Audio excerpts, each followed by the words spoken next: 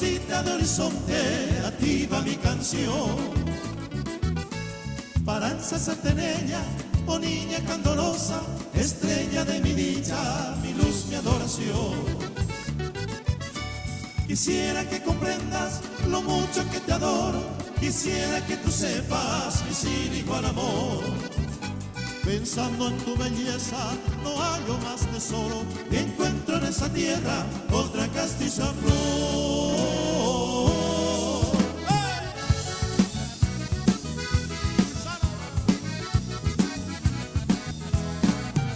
Como ráfaga ondulante desde aquella lejanía, hoy por verte, dueña mía, de lo que me llevo ya, prorrumpiendo mi acento con el alma estremecida.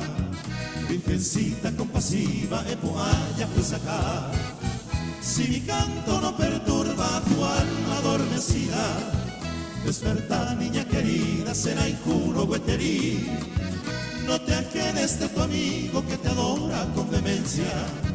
Desperta, pues tu inocencia se tormenta en tu mío. Otra vez, ¡ah! ¡Esa!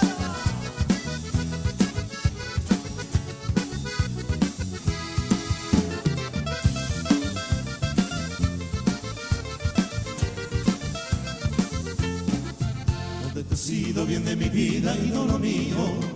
Vamos pa' y me potivan de comer.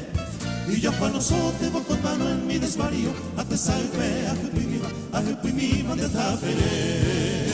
Recuerdos gratos quedan grabados en mi memoria. Si el corazón yo me doy hoy va a pegaguaré. Cuando tus ojos de mi dicha, viste mi gloria, de poca voy ve, mire yo iba, seré comer.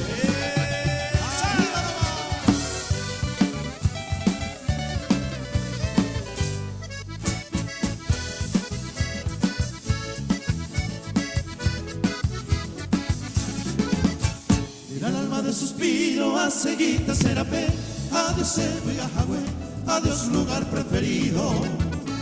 Como es tiempo cumplido, lo que ya por tanto te da paseira moyepe, el destino se obliga. Hay pájaros esa, adiós para que puede. Adiós sombra que mí, adiós soñado lugar. Tales momentos fatales se separan de vivir, pero durante a vivir, pero no voy a ver. Haré con el dereje mi amoroso pensamiento, lo ensayo en algún tiempo.